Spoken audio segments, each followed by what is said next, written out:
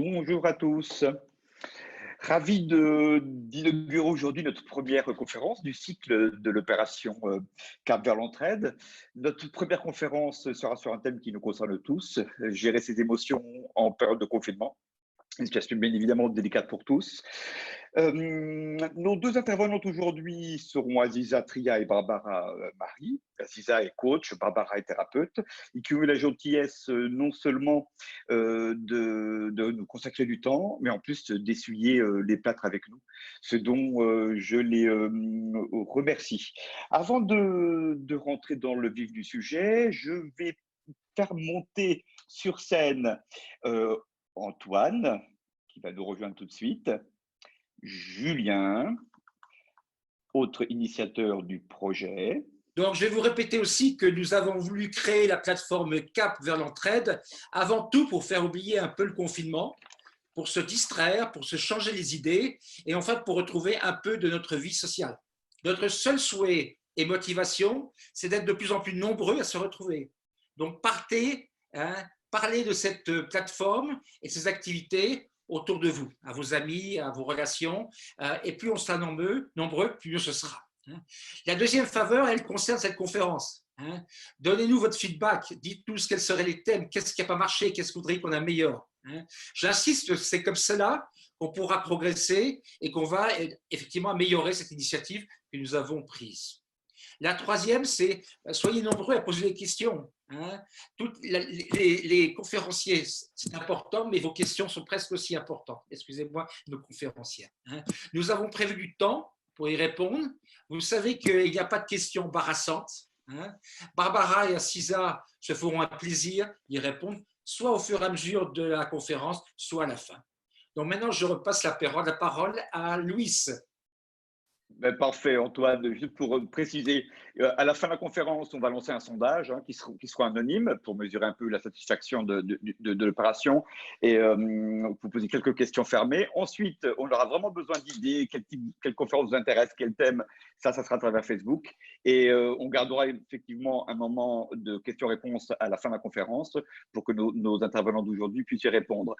Mon rôle à moi sera pendant la conférence de jeter un œil sur le chat. Alors, je vous invite tous à poser vos questions à travers l'option converser que vous avez sur la fenêtre de Zoom. Et je me permettrai de jeter un œil, de regrouper un peu les questions et de transmettre les questions aux intervenantes et de les regrouper pour qu'on puisse discuter à la fin. Ok, merci Antoine. Je vais commencer par te présenter Aziza. Oui. Parfait, le micro est bien branché. Donc Aziza, toi tu vis au Portugal depuis plus de 18 ans maintenant. Exactement. C'est bien ça. Tu es coach de vie et formatrice, master PNL. Et donc, tu accompagnes tes clients dans leur problématique du développement personnel. Est-ce que tu peux nous en dire un peu plus sur ton parcours et sur déjà ce que tu nous proposes aujourd'hui avant de rentrer dans les détails? Merci. Je veux d'abord remercier à l'équipe Cap Entraide pour cette invitation et pour votre générosité. C'est absolument merveilleux ce projet. Je vous félicite tous. Aziza Tria, francophone, de père algérien, de mère tunisienne. Je vis effectivement au Portugal depuis 18 ans. Avant, j'ai travaillé en entreprise longtemps, jusqu'à il y a à peu près 8 ans. Je me suis passionnée pour le développement personnel et je travaille avec les outils du coaching, de la programmation neurolinguistique, de la parentalité consciente et du mindfulness. Donc, j'accompagne mes clients en tant que coach de vie et en entreprise aussi. Je donne des formations, je fais un petit peu de tout. Et aujourd'hui, on a choisi avec Barbara le sujet des émotions. Donc, je vais peut-être… L'idée ici, c'est… Je vais parler dans un premier temps et Barbara complétera ma présentation. Notre intention, c'est de vous apporter des moments, des questions de réflexion, des outils et d'être surtout à votre écoute, comme l'avait dit Antoine tout à l'heure. C'est notre intention. Alors, j'ai gardé, okay, je sais pas, il est préférable que je les enlève ou que je les garde? Je les lis juste par… Je pense que ça sera préférable pour le micro. Pour la qualité du son, plus le micro sera prêt, je pense que ça sera préférable que le micro de l'ordinateur. Ok. Mais c'est comme tu le sens, mais je pense que c'est préférable. Je suis bien. Ok. Eh bien, merci Aziza, à tout de suite. Bonsoir Barbara, merci également à toi. Bonjour, merci. Tu vis au Portugal depuis un peu moins de temps, hein, même beaucoup moins de temps, un peu plus d'1 an maintenant. 1 an et demi seulement. Alors, une spécificité, malheureusement ou heureusement, que j'aimerais partager avec tout le monde avant de te laisser la parole, c'est que tu as travaillé pendant de très nombreuses années en tant que directrice de clinique. Alors, dans le contexte actuel, je pense que tu connais très, très, très bien la situation de tous ces soignants et malheureusement de tous les burn-out qui doivent arriver autour de toi et de tes anciens collègues et donc de l'univers médical qu'on remercie vraiment du fond du cœur en ce moment. Ok. Donc, toi, tu es thérapeute. Oui, exact. Donc, ancienne directrice de clinique et thérapeute maintenant, donc passionnée de développement personnel. Effectivement. Thérapie brève, Pareil. hypnose et un point commun avec Aziza de la PNL. Voilà, c'est ça. PNL et hypnose principalement. Okay. Et donc, tu accompagnes plus particulièrement les familles dans leurs problématiques relationnelles. Famille, couple, enfants, individu. Et je fais de la formation aussi. Ok. Donc, ce qui est en mode confinement, les problématiques familiales de vos relations sont un enjeu important. Tu auras peut-être l'occasion de nous en parler pendant ton intervention. Avant de passer la parole à Aziza et de rentrer dans le vif du sujet, tu veux introduire un peu la thématique que tu vas aborder avec nous? Tu demandes à Aziza ou à moi? Non, à toi, à toi. Avant de passer la parole à Aziza, je vais te demander si tu veux un peu introduire. Ouais. Ok, on a préparé toutes les deux l'émission sur les émotions, puisqu'effectivement, elles ont un impact sur notre vie, dans toutes nos actions. Et du coup, on s'est un peu coordonné. Aziza va faire quelque chose d'assez général et moi, je vais être un peu plus précise avec des schémas, des dessins et puis même à la fin, peut-être une hypnose pour ceux qui ont envie de jouer et d'essayer des techniques nouvelles adaptées aux émotions, bien sûr. Voilà. Et je crois que vous nous aviez réservé en fin de conférence, si on a un peu le temps, quelques minutes de méditation, de relaxation. C'est bien ça? C'est ça, ouais. Ça sera pour qu'on pratique en direct. Ouais, ok. Eh bien, c'est super. Alors, merci à toutes les deux. Mon rôle pendant votre intervention sera éventuellement concrètement de jeter un œil sur les questions qui émergent à travers le chat. Donc, n'hésitez pas tout le monde à poser vos questions, de vous les faire émerger. Si je vois qu'il y a plusieurs questions sur le même thème, je vais me permettre de vous interrompre ou d'orienter un peu vos conversations pour qu'on soit sûr de bien répondre aux besoins de nos participants ou de vous les poser en fin d'intervention. C'est OK?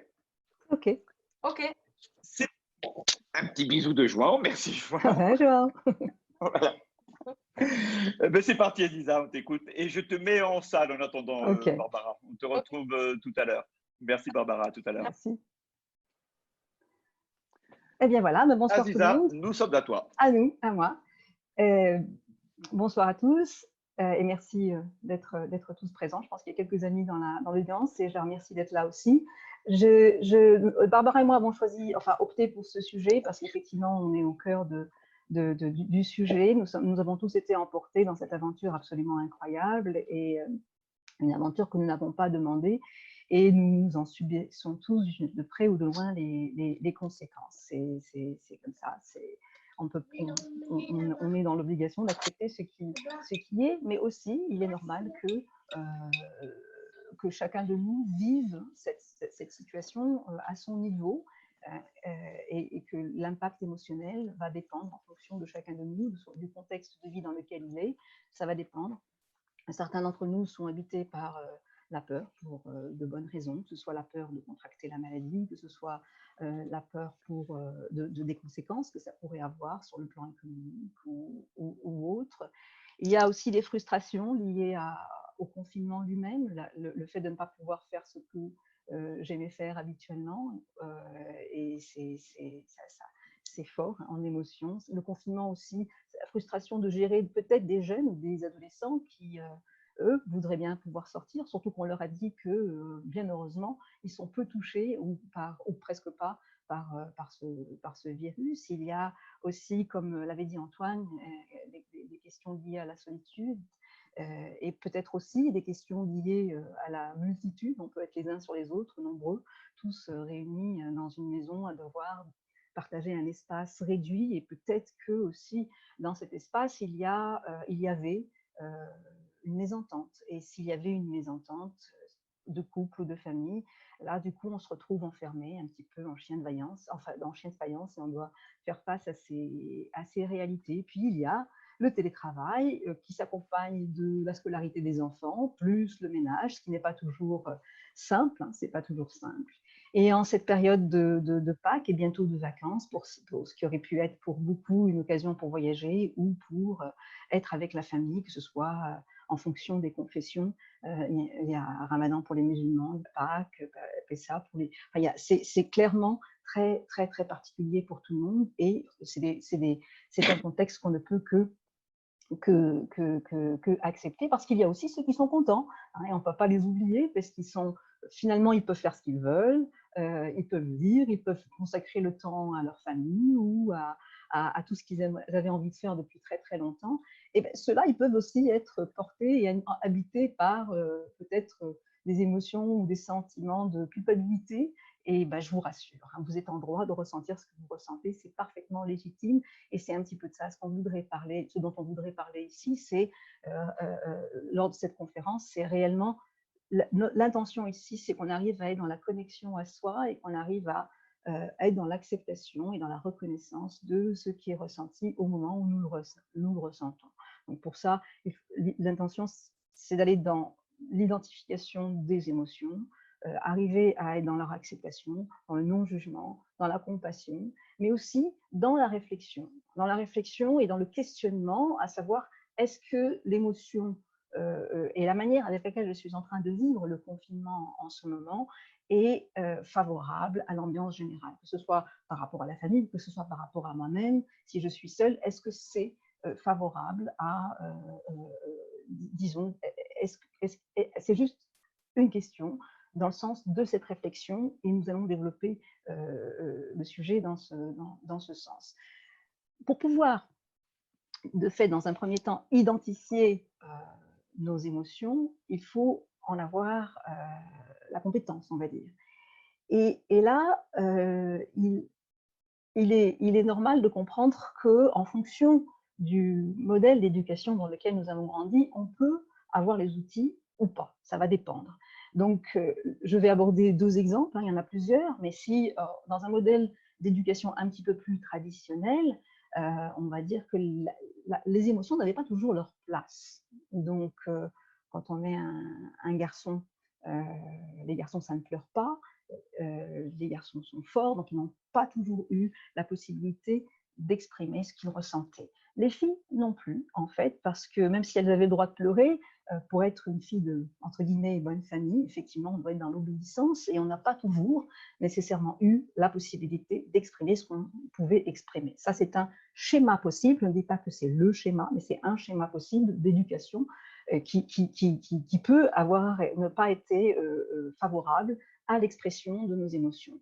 Dans un autre schéma, il y a, et ça part dans les 2 cas d'une très très bonne intention, les parents qui ont certaines difficultés à voir leurs enfants souffrir, en fait. Et donc, dans cette démarche-là, l'enfant qui, par exemple, casse son jouet préféré, eh bien, la tendance, ça va être d'essayer de distraire l'enfant de son émotion, le petit oiseau, ou est-ce que tu veux que je t'achète une glace, ou je vais t'acheter de nouveau ton jouet préféré, je vais te l'acheter. Donc, il n'y a pas nécessairement un espace où l'enfant pourrait potentiellement exprimer ce qu'il ressent, puisqu'on est avec clairement de très très bonnes intentions dans la négation de ce qu'il est en train de ressentir à ce moment-là. Et en fait, qu'est-ce que ça peut provoquer? 2 choses. D'une part, c'est un langage, les émotions. Donc, la première occasion qu'un parent, père, mère, ou l'occasion d'expliquer ou de mettre des mots sur ce que l'enfant ressent, c'est un apprentissage. C'est comme un alphabet, en fait. L'enfant qui a mal qui est triste, l'adulte va être là pour lui dire, ça c'est une des lettres de l'alphabet du monde des émotions, ce que tu ressens, c'est de la tristesse. Et l'enfant va faire la connexion et aller dans le sens de l'apprentissage de lui-même, en fait, de ce qu'il ressent réellement. Lorsqu'on est dans la négation, dans la distraction des émotions, on peut difficilement apprendre. Et un deuxième impact qui est assez important aussi, qui est lié au fait que lorsqu'on peut exprimer nos émotions, on est aussi dans l'apprentissage de ce qui s'appelle l'autorégulation émotionnelle. Donc, si pour l'adulte, non, tu ne peux pas manger de glace, eh bien, le non c'est non, il n'y a pas de problème, mais s'attendre que l'enfant pleure parce qu'on lui a dit non, c'est fondamental. Qu'on puisse accueillir le fait qu'il pleure et accompagner et apporter ce qu'on appelle la co-régulation émotionnelle, c'est ce qui va permettre l'auto-régulation émotionnelle. Ce sujet est très très vaste, je l'aborde de manière très très brève ici, uniquement pour vous donner un petit peu des éléments de compréhension de qu'est-ce qui pourrait réellement m'empêcher aujourd'hui éventuellement d'être en connexion avec moi-même, sachant que les émotions, c'est de fait un langage et elles nous disent à chaque fois quelque chose, et que ce canal soit ouvert et qu'on puisse être dans la compréhension de ce qui nous habite, ça peut nous aider à différents niveaux, et c'est réellement un langage. C'est comme si je parlais à Yara en termes de bleu, elle me dirait mais quel bleu? Les émotions, c'est la même chose. Il y a une roue des émotions, il y en a des dizaines, et on a toujours été limité à quelques-unes réellement au fil de notre apprentissage. Alors, aujourd'hui, dans ce cadre et de confinement précisément, une des raisons pour lesquelles on a souhaité apporter ce sujet, c'est notre santé. C'est notre santé, en fait. C'est ce que nous avons de plus précieux en ce moment, et notre système immunitaire gagne à être chouchouté, choyé. Et vous savez bien, au cas où on contracterait pour une raison ou pour une autre le virus, si notre système immunitaire est fort, on aura beaucoup plus de chances de n'avoir que quelques petits symptômes. Alors, on nous dit très clairement de bien manger, de bien dormir, de bien boire, à la mesure du possible de méditer. C'est à notre santé physique qu'il est fondamental de la choyer, mais il y a aussi la santé psychologique et physique.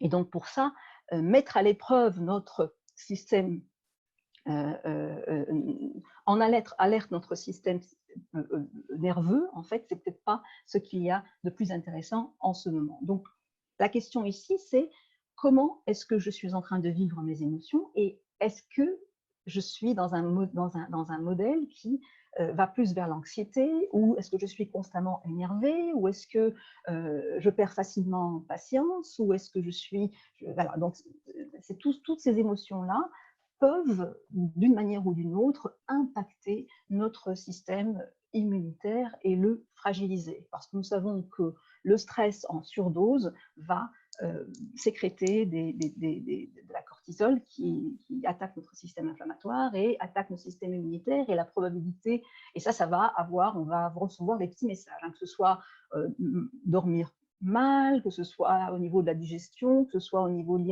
l'irritabilité. On a les informations. Les informations nous viennent de différentes façons. Elles nous parviennent. Est-ce qu'on sait les écouter? Je ne sais pas, mais ce serait un apprentissage. Donc, c'est ce que on vous invite ici potentiellement à le faire. Donc, bon, Claire, ok, très bien, ma santé, mais alors maintenant comment faire pour arriver à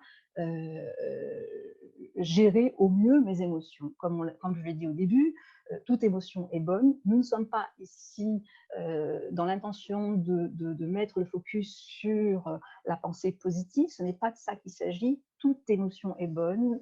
On n'est pas dans le jugement par rapport aux émotions, et on est dans leur acceptation. Maintenant, quand on se pose la question de savoir est-ce qu'elle sert le contexte dans lequel je suis, c'est là où on commence à prendre un petit peu de contrôle, et on prend un petit peu le pouvoir sur notre ressenti. Et on commence à faire les choix. C'est là où on parle de développement personnel, dans le sens où on n'est plus en victime, mais en fait on arrive à être dans la réflexion et dans les choix.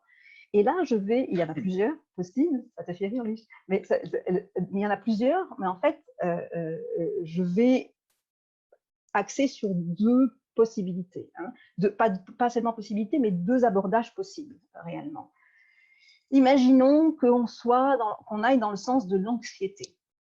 L'anxiété, c'est quelque chose qui va aller dans le sens de l'anticipation d'une souffrance quelconque. Donc, qu'est-ce qui pourrait arriver après? quelles pourraient être les conséquences économiques de cette crise, de cette crise par laquelle nous sommes en train de passer. Et si mes pensées sont constamment dirigées vers ce type de réflexion, je suis en train de mettre naturellement mon système en alerte, mon système nerveux en alerte, mais je suis d'une certaine manière en train de souffrir par anticipation.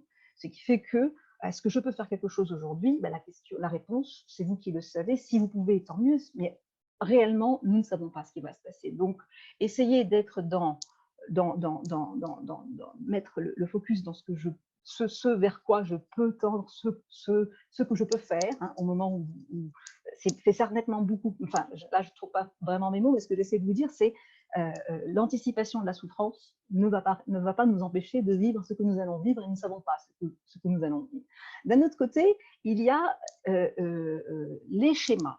Hein, les schémas de comportement que nous répétons d'une manière ou d'une autre. Alors, si je suis souvent énervée, si je suis souvent impatient, si je suis souvent dans ce type de schéma, la question ici, est-ce que ça sert le contexte? Alors, comment faire pour aller vers autre chose, aller vers ce que j'aimerais développer comme type de comportement dans le contexte dans lequel je suis en train de vivre. Imaginons que dans ma relation avec mes enfants, je suis constamment dans l'impatience et que je définis la patience comme intention. Donc, le mot-clé ici, c'est intention. Je définis donc la patience comme intention et dans ce cas-là, c'est un cheminement.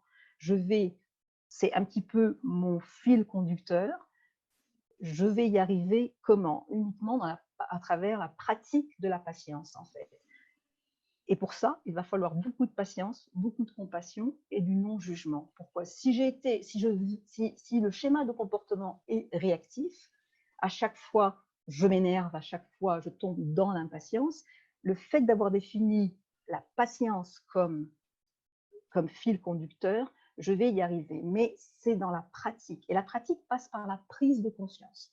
Donc, je prends conscience du fait qu'au moment où je suis en train de parler avec mon enfant, j'ai perdu patience. Et il n'y a pas de problème par rapport à ça. Le fait de perdre patience, ce n'est vraiment pas le problème. Le plus important, c'est d'en avoir conscience et de diriger mon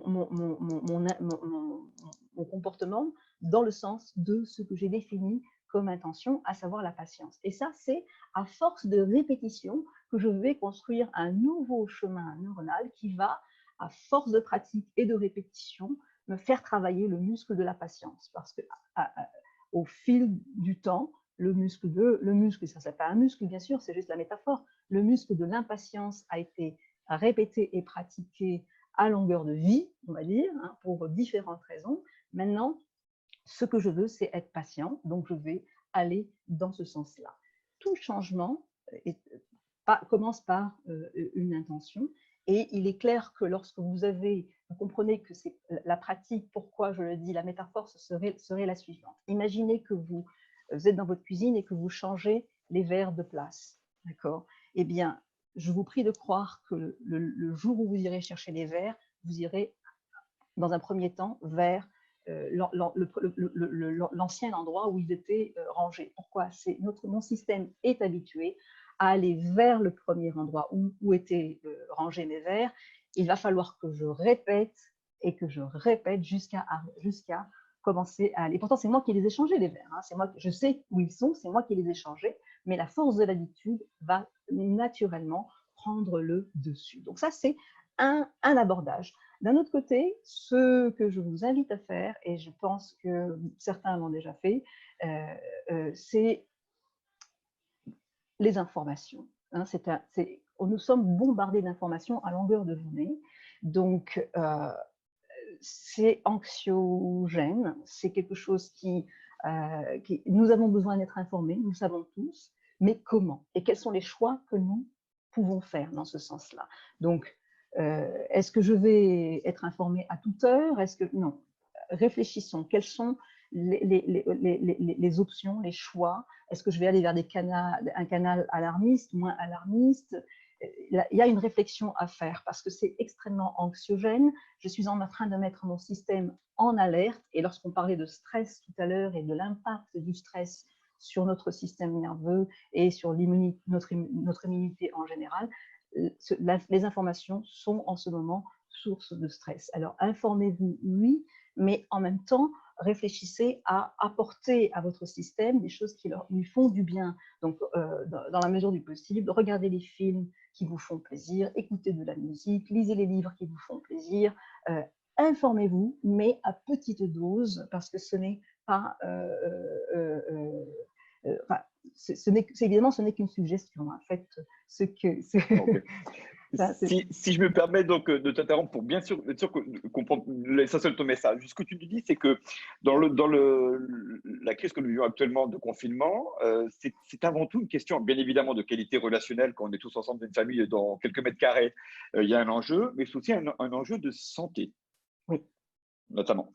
Qu'il y a deux pas essentiels. Premier chemin, c'est mettre des mots sur l'émotion, les accepter, les accueillir sans jugement et savoir ce qu'on est en train de vivre et y mettre des mots. Et ensuite, prendre conscience que c'est une problématique d'autorégulation et savoir comment s'autoréguler. Oui. Et tu insistes sur la notion de choix. Donc, poser une intention, faire un choix. C'est qu'est-ce que je vis? Là, en ce moment, je suis stressé, je suis pénible avec mes enfants, ou je tourne en boucle sur le stress du travail, ou sur j'anticipe trop le futur. Mettre un mot et poser une intention sur ce que je veux changer. Et après, créer les conditions pour y arriver, et notamment, par exemple, de ne pas trop se submerger d'informations anxiogènes et donc créer les conditions pour pouvoir changer. C'est grosso modo, c'est ça ton invitation? Tu résumes parfaitement mes mots. Je t'en remercie. Ok, merci Lisa. C'est peut-être le moment de projeter le slide sur le… Oui, ben justement, oui, là c'était juste un slide qui a circulé dans les réseaux sociaux. Ça nous permet d'aller vers l'essentiel de ce que nous pouvons contrôler. Yara a eu la gentillesse de l'adapter pour notre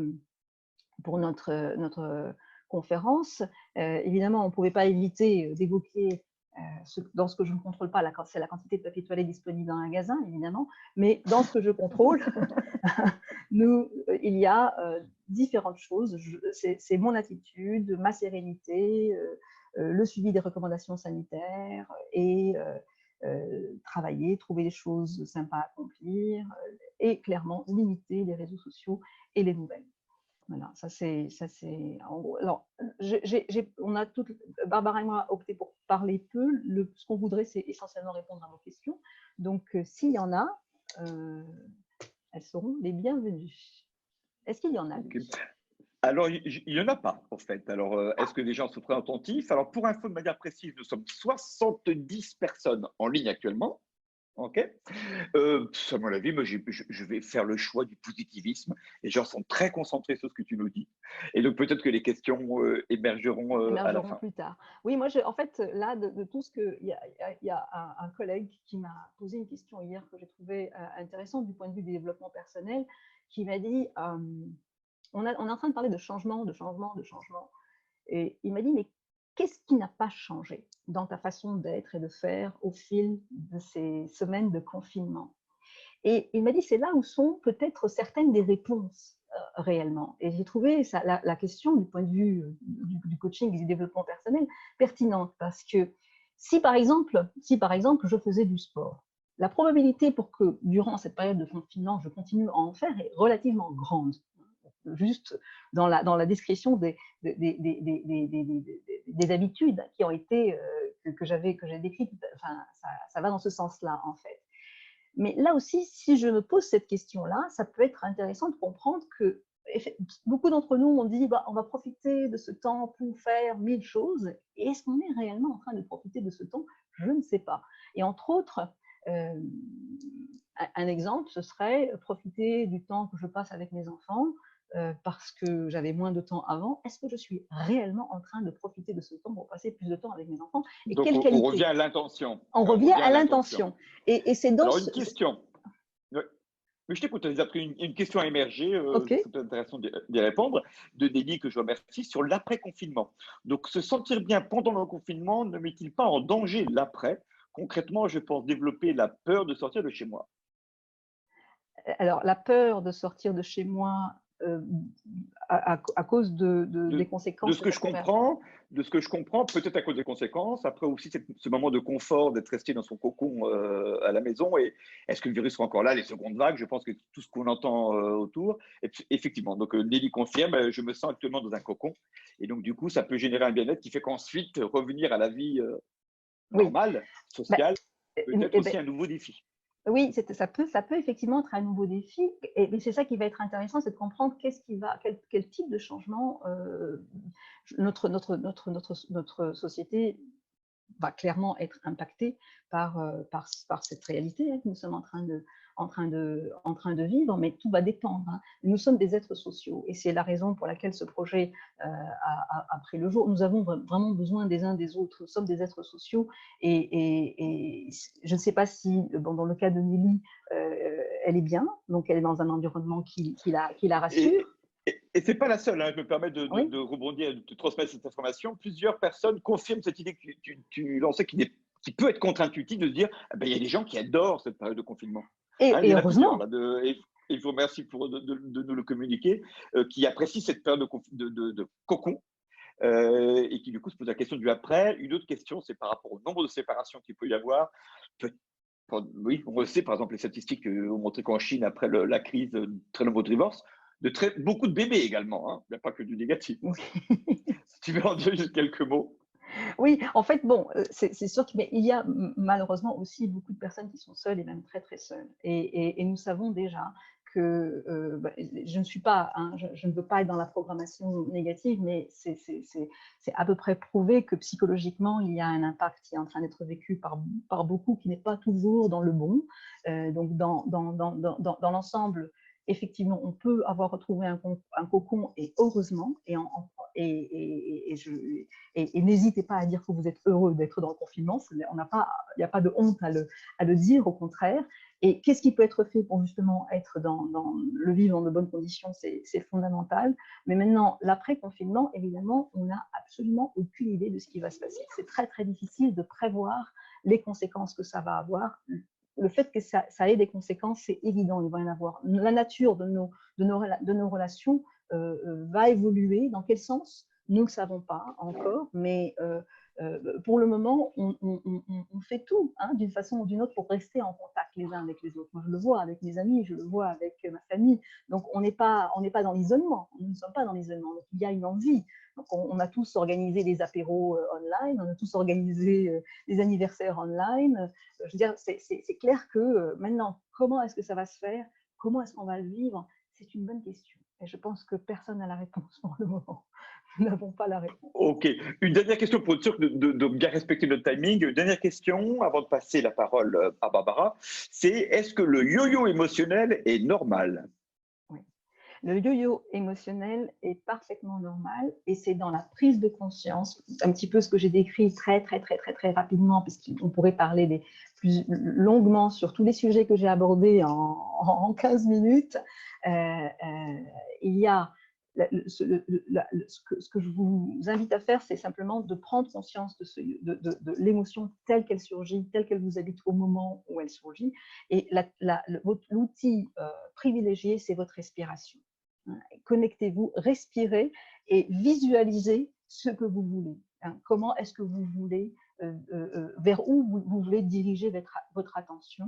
Et je sais que ce n'est pas simple, mais plus vous vous connecterez avec vous-même, plus vous serez à même de le faire. C'est une véritable pratique. Nous avons au fil du temps perdu un petit peu cette connexion avec nous-mêmes. Nous en arrivons aujourd'hui, si vous demandez à quelqu'un « Est-ce que tu as faim ?», la première chose qu'il va faire, c'est regarder sa montre pour savoir s'il a faim ou pas.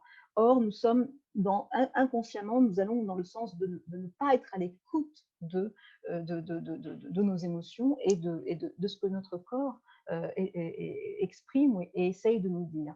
Donc, le yo-yo émotionnel, c'est tout à fait normal, mais il y a, à travers l'outil de l'intention et l'outil de la respiration, un moyen de rediriger. Donc là, ce serait dans des pratiques de mindfulness, dans des pratiques de respiration. Il y a énormément d'outils. Et d'ailleurs, lui, je pense que tu vas le dire, Barbara et moi sommes à votre disposition. Nos mails vont apparaître. Si vous avez besoin d'une aide personnalisée, bénévoles. Nous serons très, très, très, très heureux d'être à votre écoute et de vous aider dans le sens de ce que vous êtes en train de vivre en ce moment.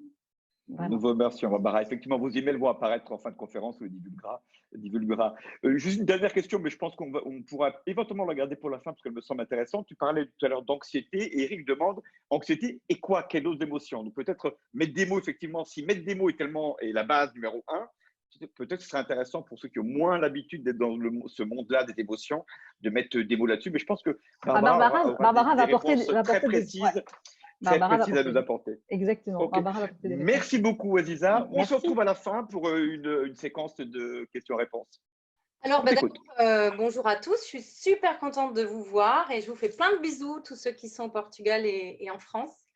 J'ai une pensée particulièrement chaleureuse pour les soignants auxquels je pense tous les jours. Je suis régulièrement en contact avec des amis médecins qui sont dans les CHU en France et qui travaillent énormément pour combattre ce virus et soigner les gens. Donc voilà, des gros bisous à vous tous et bravo pour votre dévouement. Alors, je veux bien qu'on passe tout de suite le dessin, la première planche, parce que ça va peut-être éclairer certains sur les 6 émotions principales. Donc là, je ne sais pas, Louis, si tu peux leur envoyer. Voilà, super. Donc, en fait, là, vous allez pouvoir repérer les 6 émotions principales, à savoir la peur, à savoir la tristesse, la surprise, la colère, la joie, et 2 autres qui sont en fait des empilements d'émotions comme la honte et l'amour, qui sont déjà des émotions complexes. C'est-à-dire qu'avec déjà ces 6 émotions principales, on arrive déjà à comprendre les émotions principales qui nous traversent. Okay, donc, vous pouvez noter peut-être celles que vous traversez régulièrement. Mais quelqu'un parlait de yo-yo émotionnel dans les questions. Et bien évidemment, notre nature humaine fait qu'on est traversé par les émotions régulièrement. Donc, du coup, je ne sais pas si on me voit ou si on voit encore la planche, mais là, on peut peut-être enlever la planche. Et du coup, ce que je voulais vous préciser, c'est qu'effectivement, les émotions, elles sont toutes utiles. Elles ont toute une information à nous apporter. Et quand on agit en direction de nos émotions, en fait, on va bien. Et du coup, il n'y en a aucune à mettre sous le tapis. Quand on disait à une époque, mais prends sur toi, sois fort, en fait, on se déconnecte de nos émotions et souvent, ça fait des dégâts. Donc, l'important, c'est vraiment de comprendre le message qu'il y a derrière l'émotion. Et pour comprendre ce message, ce n'est pas si simple. Donc, en fait, on a 2 moi en nous. On a un moi pensant et on a un moi observateur. Et le moi pensant, c'est celui qui va créer, visualiser, comparer. C'est celui qui va analyser. Et le moi observateur, c'est celui en fait qui va avoir une attention, une conscience ou une concentration particulière. Et j'aime bien cette métaphore en fait du spectateur qui est dans une salle de cinéma, qui regarde son film tranquillement se dérouler sur l'écran. Et quand il veut prendre de la hauteur, il monte dans la cabine du projectionniste. Et là, du coup, il peut avoir une vision à la fois sur le film qui est en train de se dérouler, mais aussi sur le spectateur. Tiens, qu'est-ce qu'il est en train de vivre en ce moment? Et qu'est-ce qu'il est en train de ressentir en ce moment? Et c'est OK de ressentir ce qu'il est en train de ressentir parce que ça lui donne une information. Et là, on commence à rentrer dans la boucle de la régulation des émotions qui vont nous permettre du coup d'aller bien. Alors, pourquoi c'est si important de comprendre cette information? C'est que derrière l'information, il y a un besoin. C'est-à-dire, par exemple, quand j'ai peur, par exemple, mon besoin premier, ça va être de trembler, ça va être de fuir, de crier. Mais mon besoin profond, c'est sans doute d'être rassuré, d'être en sécurité. Et c'est là où je vais pouvoir agir. Et c'est là où ça devient intéressant, la régulation des émotions. Quand je suis en colère, je vais avoir envie de libérer de l'énergie, de me défendre, d'attaquer. Et en besoin profond, je vais certainement avoir envie d'être respectée. Et je vais avoir envie d'être écoutée. quand je ressens de la tristesse, mon premier besoin, c'est de pleurer, mais c'est aussi de retrouver du réconfort. Et mon besoin profond, c'est d'être consolé, d'être écouté, d'être pris dans les bras, etc., etc. Et donc, émotion par émotion, en fait, on va se rendre compte que si on écoute correctement le besoin qui est derrière l'information, alors on peut réguler. Et donc là, j'ai un petit schéma. Donc, Louise, si tu peux mettre mon schéma numéro 1, on va pouvoir comprendre en fait tout le chemin qu'il faut faire pour arriver à réguler. Donc, en 1, on va accueillir l'émotion. C'est OK. Je suis en colère. C'est OK. Ça va. J'accepte ça. En 2, on va décoder l'information qui est derrière. En 3, on va accepter cette information si elle est juste pour nous. En 4, on va transformer l'information en besoin. Et une fois qu'on aura validé notre besoin, si on est OK avec ça, on va pouvoir le transformer en demande. Et à ce moment-là, quand on va pouvoir exprimer notre demande en « je », du coup, on va pouvoir répondre à notre besoin. Si par exemple, je vous dis j'ai vraiment envie de prendre un café avec toi et j'ai vraiment envie de partager un temps agréable, sympathique avec toi. Ce n'est pas du tout la même chose que si je vous dis franchement, on peut jamais partager 5 minutes ensemble. Et puis, je vois bien, je vais encore prendre mon café tout seul. Voilà, ça fait pas le même effet. Donc là, on bascule vers la communication non violente. La boucle, elle est assez complète. C'est-à-dire que il ne s'agit pas uniquement de ressentir c'est quoi mon émotion. Parce qu'on peut très bien ressentir une émotion et puis pas comprendre ce qu'il y a dessous. Et c'est pour ça qu'Aziza nous disait tout à l'heure, c'est un entraînement. C'est-à-dire que depuis tout petit, on ne nous a pas beaucoup entraînés à dire bon, qu'est-ce qui se passe à l'intérieur de toi? Comme les Canadiens qui vous disent mais qu'est-ce que ça te fait à l'intérieur? Ça dit oui ou ça dit non? Ça dit je suis bien, j'ai envie, ou ça dit non, franchement là, j'ai pas envie. Donc déjà, le premier pas, c'est ok, j'accueille mon émotion, je la mets pas sous le tapis. Parce que si je la mets sous le tapis, elle peut devenir un monstre. Si on fait l'exemple, je vous demande de fermer les yeux là, juste comme ça, 20 secondes. Et si je vous dis, surtout, ne voyez pas un éléphant jaune. Surtout, ne voyez pas un éléphant jaune. Voilà, vous pouvez rouvrir les yeux. Qu'est-ce que vous avez vu? Alors, je n'ai pas vos réponses en direct, mais je pense que vous avez tous vu un éléphant jaune. Et du coup, ça dit quoi? Ça dit simplement que quand on met les émotions sous le tapis, en fait, elles reviennent en force, tôt ou tard. Et on a plutôt intérêt, en fait, à faire la paix avec nos émotions et même à s'en servir d'alliés. C'est-à-dire que si on se concentre sur nos émotions, si on les interprète correctement, alors on découvre nos besoins, on découvre que certains sont remplis et d'autres ne sont pas remplis. Et si on arrive à faire des demandes cohérentes avec nos besoins, alors on va bien. Et du coup, ça a quand même des impacts sur énormément de choses, c'est-à-dire ça a un impact direct sur l'amour de soi. L'amour de soi, ça construit l'estime de soi et ça nous permet d'agir dans le bon sens, c'est-à-dire ça nous permet d'avoir une boussole interne. Ça nous permet de naviguer vers la bonne direction, en fait. Et pour les émotions qui sont plus difficiles, on les considère aussi, bien évidemment, mais on peut aussi, comme une radio-catastrophe, on peut la mettre en bruit de fond. C'est-à-dire que notre cerveau, en permanence, il est très, très fort pour nous envoyer des messages négatifs. Et surtout en ce moment où c'est relayé par la télé, les médias, etc., les réseaux sociaux, rien ne nous empêche de dire « Ok, ça va, on est en train de traverser une période très difficile, mais la radio-catastrophe, je peux la laisser en bruit de fond et je peux me dire que tout ça, c'est qu'une période qu'on traverse, certes qui est difficile, mais je ne suis pas obligée de prêter attention à tout ce qui est dit à la radio. Je ne vais pas tourner la tête toutes les 3 secondes pour regarder un nuage qui passe. » Alors, Barbara, je me permets justement de souligner ce que tu viens de dire parce que plusieurs questions ont émergé par rapport à ce sujet de l'impact des réseaux sociaux. Ouais. Donc, ça serait intéressant que donc toi, tu conseilles un peu de déconnexion. Alors, pas tout arrêter, parce que pour certains, c'est juste impossible. Il y a des gens qui ont besoin d'écouter les infos régulièrement, mais peut-être de cibler. Donc, moi, je dirais pour les informations, on peut cibler 3 ou 4 canaux d'information qu'on apprécie. Une radio qui nous semble un peu sensée, c'est-à-dire objective, qui ne va pas nous faire trop de catastrophisme. Une chaîne télé, et puis surtout cibler les moments de la journée. C'est-à-dire de la même manière. Pour Facebook, c'est pareil. Pour Facebook ou WhatsApp, Facebook, ou tout ça, on peut… C'est exactement pareil. De se dire, ben, OK, je vérifie ce qui s'est dit aujourd'hui, mais je passe un quart d'heure, une demi-heure le soir avant mon journal télé.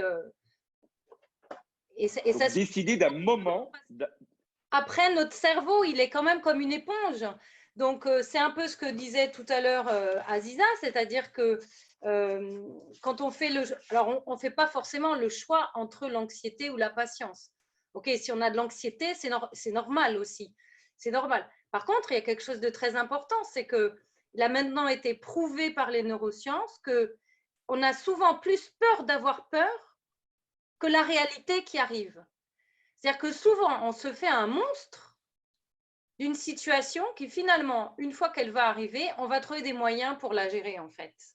Donc, c'est vrai qu'on ne choisit pas forcément d'être anxieux, bien évidemment, mais il y a des manières de l'accueillir et d'en faire quelque chose. D'en faire quelque chose qui va nous servir. Heureusement qu'on a des émotions négatives. Heureusement qu'on a peur. Si on n'avait pas peur, on traverserait la route, on serait déjà tous morts en traversant la route. Donc, évidemment, la peur nous renseigne, il y a un danger, il faut s'en aller, quoi. Donc, du coup, je pense que l'optimisme, c'est très important, mais le fait d'être réaliste aussi, ça l'est. Et souvent, notre cerveau nous amène on se la raconte, quoi, on se fait son film. Et bien, il faut savoir que ce film, il est souvent négatif. Ça, c'est pareil, les neurosciences l'ont prouvé. C'est-à-dire qu'on ne sait pas trop pourquoi encore, mais les idées qu'on se raconte tout seul sont souvent assez noires, assez sombres. Alors justement, Eric nous posait une question, justement, quand ces ruminements mentaux, quelque part, hein, qui sont là, comment faire? Vous aviez parlé tout à l'heure de respiration comme étant un élément essentiel. Ok, ben, alors déjà, en faisant des exercices d'hypnose, là, si on a le temps d'en faire un, vous verrez qu'on peut mettre de la lumière aussi. En fait, on peut jouer avec plein de choses hein, quand on a des images mentales. Mais la première chose à faire, c'est déjà de la mettre en bruit de fond, comme la radio catastrophe de tout à l'heure. C'est-à-dire, ok, ça y est, ça recommence, j'ai mon petit truc qui repart, ok, je le laisse en bruit de fond. Et puis moi, je peux aussi aller me faire des visualisations sympas. Donc là, il y a tout un travail à faire, mais c'est pareil, on ne peut pas le faire en 5 minutes, mais c'est en fait rééduquer son cerveau à travailler avec des visualisations qui vont nous mettre dans une posture qui fait du bien, se rappeler de souvenirs de l'enfance où on s'est senti particulièrement fort, des choses comme ça. Alors, vu les questions qui émergent, ce serait intéressant de faire un exercice très concret, au moins là-dessus, avant de nous quitter. Qu'est-ce que tu en penses? Allez, c'est parti. Donc, je vais vous proposer une petite… On le fait maintenant? C'est la première fois que je le fais en live, mais… Super. Donc, je vous le propose comme ça, comme vous êtes. Donc, vous pouvez rester installé sur votre chaise ou bien confortablement rejoindre votre canapé ou encore vous allonger sur un lit.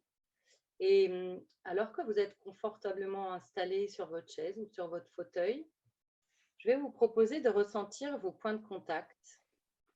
Et puis, alors que vous entendez le bruit de ma voix, vous entendrez peut-être les bruits à l'extérieur. Une voiture, un chien qui aboie, un bruit de mouette. Et puis, progressivement, vous pourrez choisir soit de fermer les yeux ou encore de les laisser ouverts derrière vos paupières closes et de ressentir votre souffle, ce va-et-vient d'air chaud qui rentre et qui sort. Et aujourd'hui, je sais que vous avez envie d'autre chose et c'est sûrement le moment pour vous de changer quelque chose, n'est-ce pas? Il n'y a aucune nécessité d'avoir peur du changement, car nous savons tous que le changement est difficile au début, compliqué au milieu et merveilleux à la fin. Et Jacques Salomé nous disait dans un de ses livres, la porte du changement ne peut s'ouvrir que de l'intérieur. Je sais que vous avez déjà commencé à ouvrir cette porte, car le simple fait d'être là, d'être relaxé, d'être bien, est le pas le plus difficile à faire. Et pourtant, vous l'avez fait. Vous avez fait ce premier pas pour accéder à un chemin de bien-être, de régulation des émotions, et peut-être même de guérison. Et si Lao Tzu est, lui, plus rassurant quand il nous dit qu'un voyage de 1000 pas commence toujours par un premier pas, je sais que vous avez déjà entrepris ce voyage. Et parfois, un tout petit changement positif peut déclencher une série de changements positifs. C'est amusant de voir comment un enfant qui apprend à marcher, après des centaines de tentatives, finit toujours par se relever, n'est-ce pas? Et cela, vous l'avez expérimenté des centaines de fois en faisant des apprentissages de la vie. Et chaque jour, vous continuez à faire de nouveaux apprentissages. D'ailleurs, si j'étais une petite coccinelle posée sur votre épaule, en train de vous observer dans votre quotidien, je serais surprise de voir toutes ces choses incroyables que vous ne savez plus, que vous savez, et que vous savez faire. Toutes ces choses déjà présentes au service de votre processus de bien-être, de régulation des émotions, de guérison. C'est comme cet arbre dénudé en hiver qui semble mort, alors que ses racines profondes, enfouies, sont puissantes et gorgées de sève. Ses fruits, tombés à terre, ont donné des graines, prêtes à germer. Et on se demande si c'est la lumière ou encore l'eau, ou bien la chaleur, qui relance la sève dans l'arbre et le germe dans la graine. Enfin, cette renaissance de vie, magnifique, imparable. Et tandis que depuis le début, votre inconscient a déjà fait de nouveaux apprentissages, alors que votre conscient a appris de nouvelles choses, Gandhi nous disait, nous devons être le changement que nous voulons voir dans le monde. Et je me demande quel est ce premier changement que vous avez déjà senti à l'intérieur de vous. Et je serai surprise de voir, quand vous allez montrer les premiers signes, en sortant de cette séance, ou bien tout à l'heure, ou encore demain, ou la semaine prochaine. Et maintenant, je vais compter de 1 à 5, et progressivement, vous reviendrez parmi nous, détendus, relâchés, parfaitement à l'aise. 1, vous ressentez à nouveau les points de contact de votre corps sur votre chaise. 2, vous entendez les bruits extérieurs et intérieurs. 3, vous sentez peut-être des odeurs de repas, de parfums. 4, vous sentez votre souffle, cet air chaud qui va et qui vient. 5, vous allez ouvrir les yeux et être parfaitement détendu, relaxé, réveillé. Ici et maintenant, parmi nous. Bonjour. Merci. Bon, comment ça va? Il est 19h, fini, c'est super. Parfait timing. On est apaisé. C'est OK pour toi, je peux faire venir Aziza Bien sûr. pour qu'on réponde à quelques questions. Et moi d'ailleurs, je vais en profiter égoïstement pour aussi vous poser des questions. Aziza, tu reviens parmi nous. Merci à vous deux. Alors, de ce que je comprends, de ce que je reçois, comment je reçois votre intervention aujourd'hui, c'est comme si c'était une invitation pour profiter de ce moment historique. Hein. On vit tous quelque chose de particulier. Je crois que l'histoire s'en souviendra. Et donc, c'est comme je reçois votre intervention comme une invitation à profiter de ça pour être au clair sur vos émotions. Mettre une intention très clairement, qu'est-ce que j'ai envie de vivre cette période. profiter de cette période pour qu'est-ce que je veux changer et lui proposer un outil qui est finalement l'intention. Et moi, je veux une connexion assez forte entre finalement l'hypnose que tu viens de nous faire, Barbara, c'est quelque part une aide à favoriser l'intention à travers Oui. ces messages qui vont rentrer en nous comme oui, je veux changer, oui, je suis calme, je veux être calme. Est-ce que c'est un peu ça votre message, d'ailleurs votre invitation ensuite, l'outil que vous nous proposez? Alors moi, je dirais juste, c'est ça et c'est pas ça. C'est-à-dire, c'est ça l'objectif, mais le moyen d'y parvenir parfois, pour les gens qui sont dans le contrôle, ça peut être justement l'hypnose qui, en fait, vient parler directement à l'inconscient, puisque vous êtes dans Plus un en état, profondeur. voilà, modifié de la conscience et qui permet, en fait, de parler à l'enfant intérieur, finalement, enfin à l'inconscient. Et du coup, ça débloque des choses que parfois les gens très contrôlants ont du mal à lâcher. Donc, en fait, oui, l'intention, c'est ça. Par contre, le moyen, c'est pas de s'auto-flageller en disant je veux, voilà. Il faut Écoute, tu dois être synchronisé parce que tu réponds précisément à une question de Stéphane qui dit comment faire avec l'inspiration pour calmer son angoisse. C'est vraiment en lien avec le contrôle, quoi. Donc, c'est des moments où là, c'est des gens qui ont du mal justement à canaliser leur respiration, à calmer leur angoisse. L'hypnose va aller directement en profondeur pour aider à contourner le. il y a des exercices géniaux du style, par exemple, la respiration en carré. 4, 4, 4, 4. 4, j'inspire. 4, je retiens l'inspire. 4, j'expire. Et 4, je retiens l'inspire. Ça, c'est une en fait, c'est une respiration qui régule aussi justement nos émotions. Parce qu'en ce moment, elles font des yo-yo et c'est pas agréable du tout, c'est clair. Et la respiration aide aussi beaucoup à ça. Il y a d'autres styles de respiration, comme par exemple allonger son souffle. C'est-à-dire, je commence là où j'en suis, je commence 3 par exemple, et puis après, progressivement, j'augmente pour en fait avoir une respiration de plus en plus ample, de plus en plus lente et de plus en plus relaxante. Ça, c'est un outil qui est Alors, génial parce qu'on peut s'en servir oui. partout. Et Chantal nous pose une question qui, je pense, va intéresser tout le monde. Et ça, on peut y arriver seul ou on a besoin d'un thérapeute ou d'un coach? Bah, seul, Aziza, on ne t'entend pas. Si tu peux connecter ton micro. Tu as raison. Non, Welcome back, Aziza. on peut parfaitement y arriver seul. C'est des techniques, en fait. Hein. Donc, l'exemple de cette technique en carré, c'est juste la mettre en pratique et arriver à la… Et plus on la pratique, plus on va être maître de sa respiration. Et en fait, c'est mettre le focus sur le maintenant.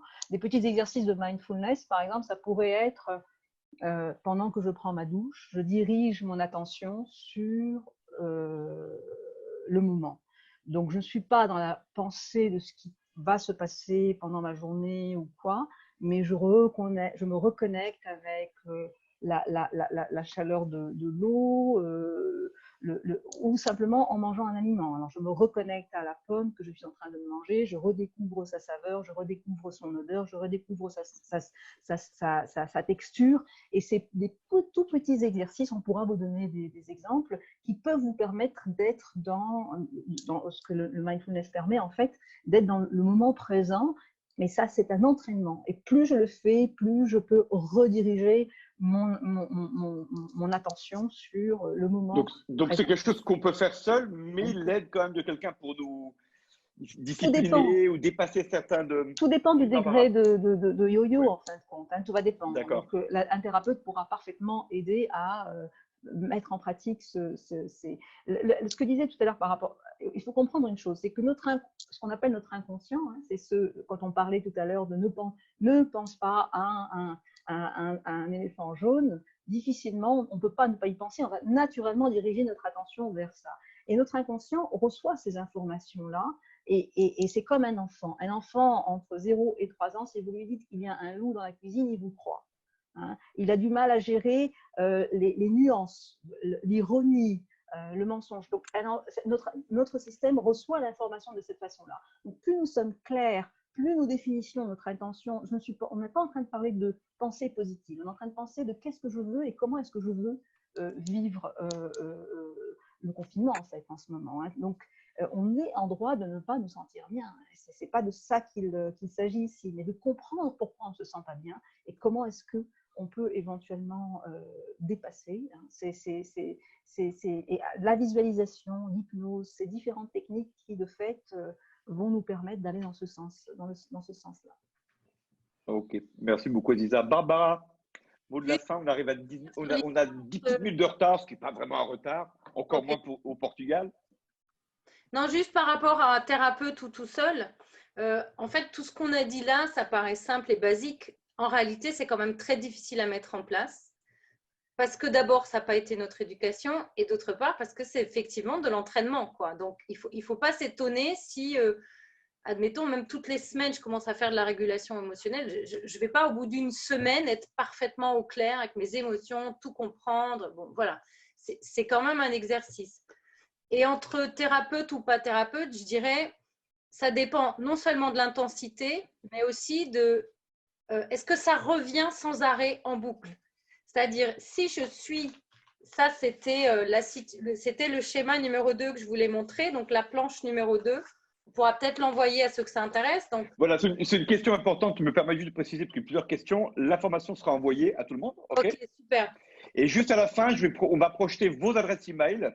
Okay. Parce que gentiment, vous êtes proposé pour aider la communauté. On vous en remercie. Et ce qui était vraiment le cœur c'est l'initiative, c'est cette initiative justement. Donc, merci à vous. Donc, vous pourrez répondre. Hein, donc, vos emails seront projetés.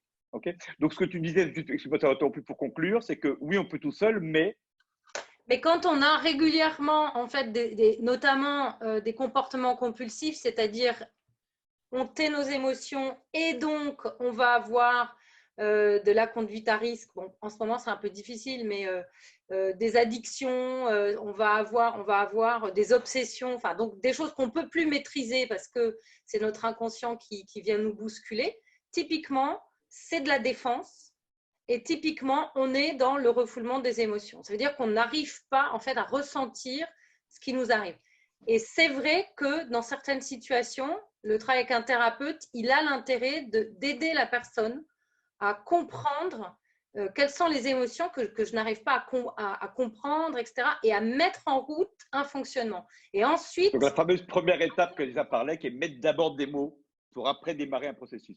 Ouais. Oui. Ça oui, et puis à la deuxième étape que Barbara avait abordée, les besoins, donc arriver à les identifier, qu'est-ce qu'il y a derrière en fait, mais ça c'est un autre thème, mais peut-être qu'on abordera dans une autre conférence.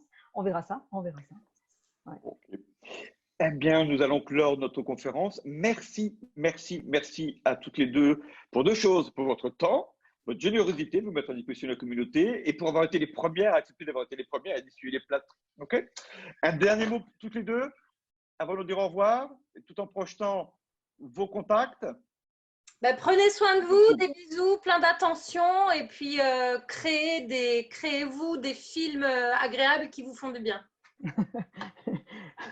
Je suis entièrement d'accord avec toi, Barbara. C'est ça. Faites-vous du bien. Faites-vous du bien. Faites-vous plaisir, surtout faites-vous plaisir. Même avec des petites choses, mais faites-vous plaisir. Ouais. Des bisous. Merci à tous. Au revoir à tous. Je vais Louis. à présent.